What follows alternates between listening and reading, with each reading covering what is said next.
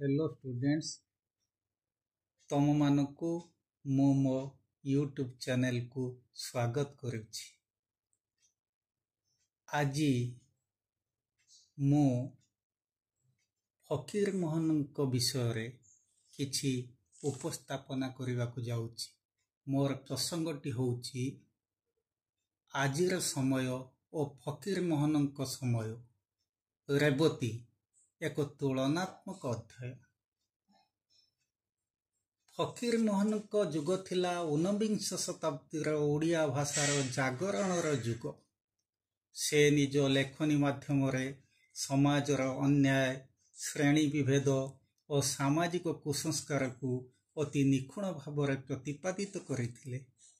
रेवती गल्पटी फकीर मोहन एक अमूल्य कृति।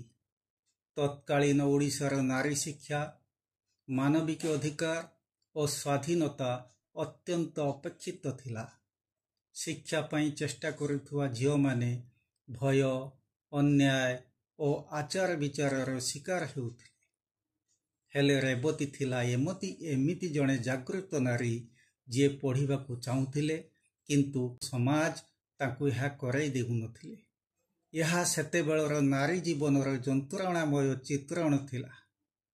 मात्र आजिर आधुनिक समाजर जोंठी शिक्षार अभूतपूर्व उन्नति देखा मिलुछि, सेठरे नीति, न्याय और नारी सुरक्षा प्रति दृष्टिभंगी रे अनेक प्रश्न उठुछि।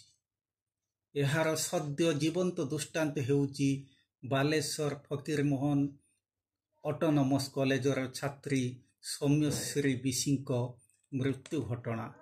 शिक्षकों अतिष्ट व्यवहार और प्रशासनीय अव्यवस्था जुगु खुद कॉलेजर प्रिंसिपाल प्रकोष्ठ आगरे झीटी पेट्रोल ढाली निया लगाई आत्मदाह कला, जहा आम समाजर अंतर्निहित अन्याय को प्रतिपादित करे।